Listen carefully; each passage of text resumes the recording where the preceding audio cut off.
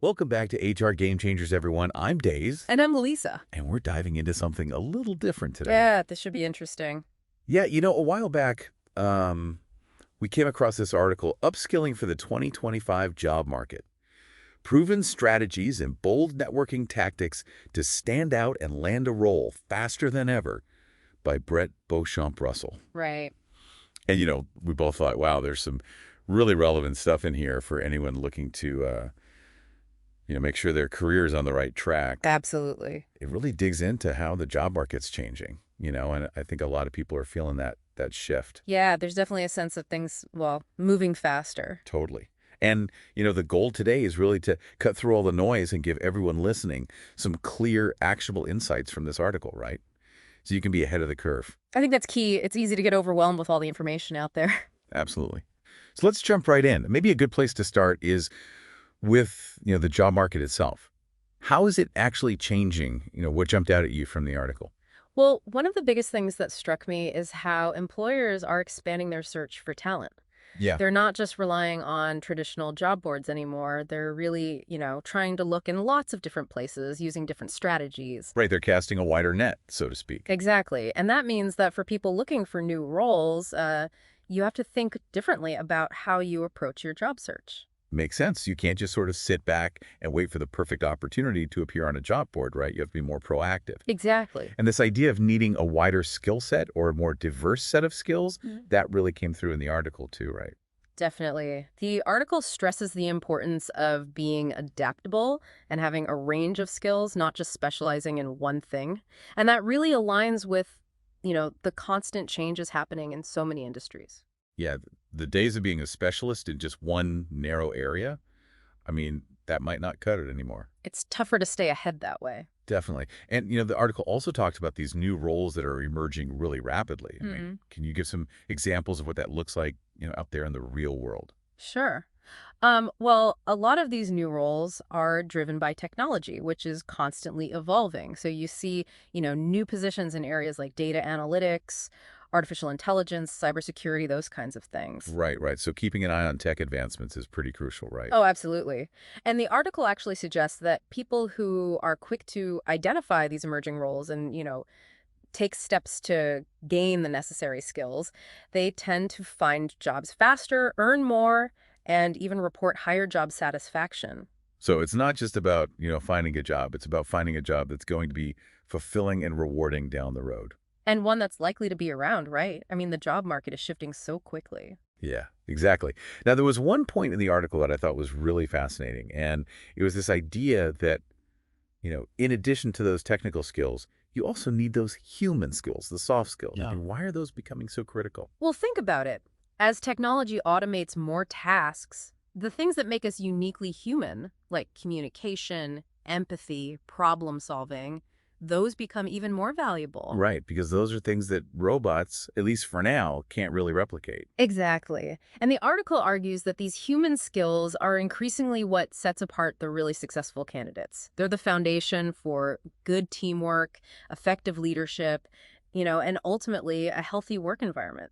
So it's like, yeah, you need the tech skills to get the job done, but you need those human skills to work effectively with other people, lead teams, and really thrive in that work environment. Exactly. It's that combination that really makes a difference. Now, there was one point that really caught my eye, and maybe it caught yours too. It was this idea of direct outreach to organizations. And in this day and age, with all the online platforms, that feels kind of counterintuitive, right? Why go back to that? Well, I think what the article is highlighting is that while online applications are still important, a personal, thoughtful, direct outreach can really make you stand out. It's about cutting through all the noise, and showing a real interest in the company. So it's not just about filling out that generic application online. Right. It could be sending a concise, well-written message to a department head, highlighting your relevant skills, or even requesting a quick virtual chat just to learn more about their work. So it's more about building relationships, instead of just, submitting your information into the void. Exactly. It's about making that human connection. Now, let's shift gears a little bit and talk about upskilling. The article uses this term fast-track upskilling. Yeah.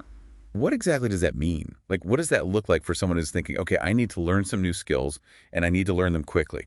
Well, we're seeing a rise of these really accelerated learning programs like boot camps and intensive courses, very focused training. Right, right. And they're designed to teach you in-demand skills in a much shorter time frame than a traditional degree program. So it's a way to quickly pivot or to gain expertise in a specific area without, spending years in school. Exactly. It's about being agile and responsive to the changing needs of the job market. The article also talks a lot about micro-credentials. I think a lot of people listening might not even know what those are. Can you break it down for us? What are they, and why are employers starting to pay attention to them? So micro-credentials are these short, focused certifications that validate very specific skills. Think of it like a digital badge you earn for, say, mastering a particular coding language or becoming proficient in a specific software program. So instead of just saying, hey, I know Python, you have a certification to back it up. Exactly. And for employers, these micro-credentials offer a very concrete way to assess a candidate's skills, right? It's not just someone saying they can do something.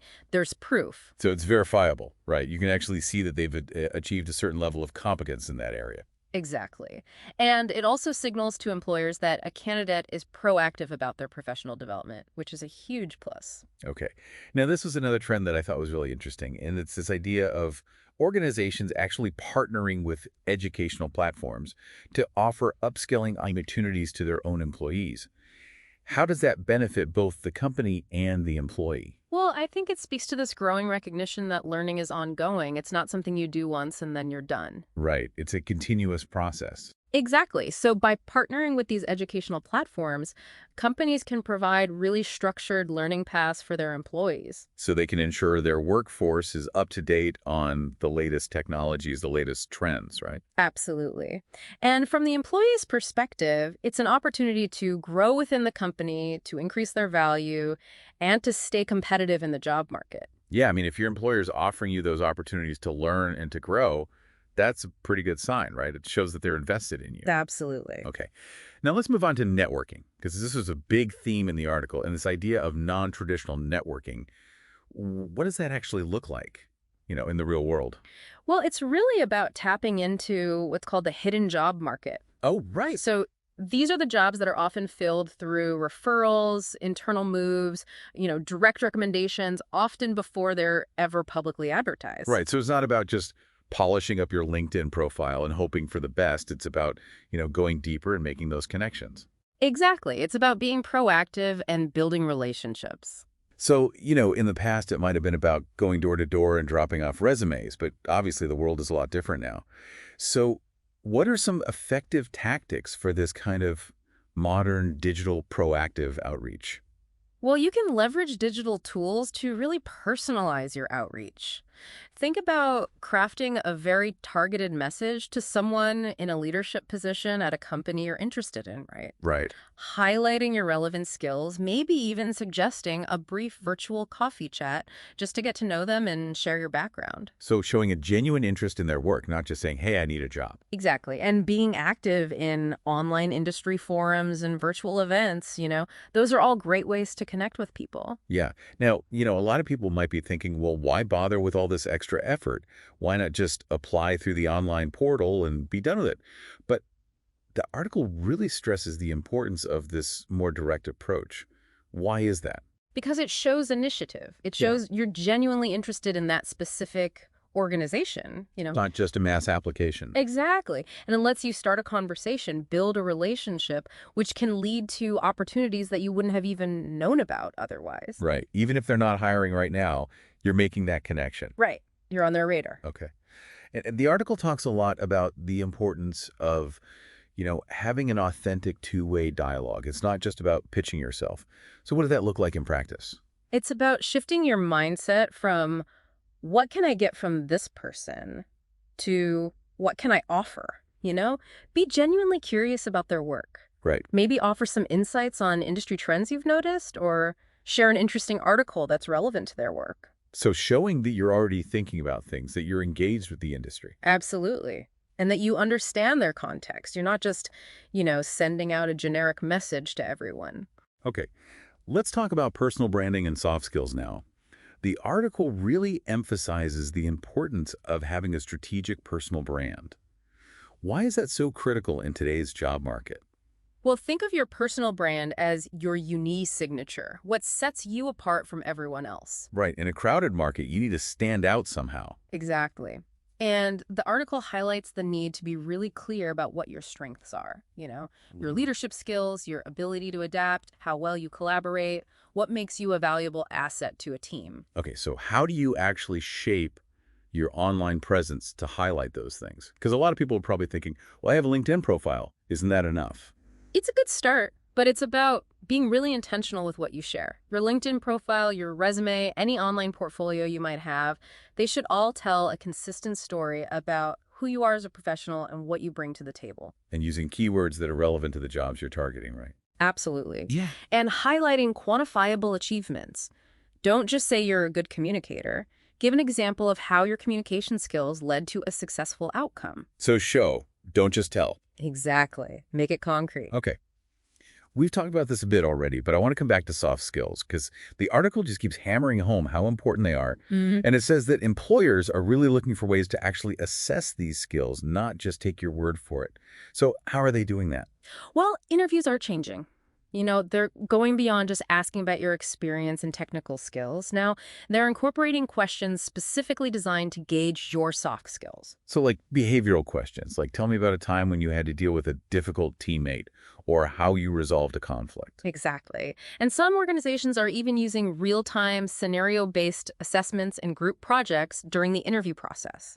So they can actually see how you problem solve, how you handle pressure, and how you collaborate with others. So it's not enough to just say, oh, I'm a great team player. You have to actually demonstrate it. Right. You have to show, not just tell. Okay, so if someone's thinking about, applying for a new job, how can they effectively highlight those soft skills in their application materials? Well, just like we talked about with online profiles, use your resume and cover letter to give concrete examples. Don't just say, I'm a strong communicator. Describe a situation where your communication skills helped you achieve a specific outcome. Okay, so give a concrete example that demonstrates the skill. Exactly. And whenever possible, quantify your achievements.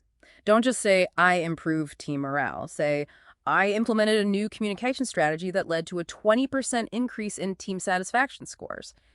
So give it some weight, some real evidence. Exactly. Make it tangible. Okay, let's talk tech for a minute. The article talks about the impact of these emerging technologies and how important it is to show a willingness to learn new tools. Why is that so crucial for navigating the future job market? Because technology is changing everything. Right. And the pace of change is only accelerating. Exactly. So being comfortable with learning new tools, new platforms, that's a huge signal to employers that you're adaptable, that you're ready for whatever comes next. Yeah. So even if you're not going for a specifically tech-focused role, just having that general tech fluency, it's becoming more and more important across all kinds of jobs. Absolutely. The article even suggests that taking short courses in areas like data visualization or basic machine learning can be incredibly beneficial, even if you're not aiming to become a specialist in those fields. Yeah, because it shows that you're curious, that you're willing to learn, Yeah, that you're not afraid of new technology, exactly. and that can really set you apart from other candidates. Definitely. The article also mentions things like gamified learning platforms and hackathons. How do those contribute to both skills development and networking? Well, they're a really fun and engaging way to learn. Right. And they offer a chance to put your knowledge into practice, to work on real-world problems, and to collaborate with other people. So it's not just reading a textbook, it's actually doing it. Exactly.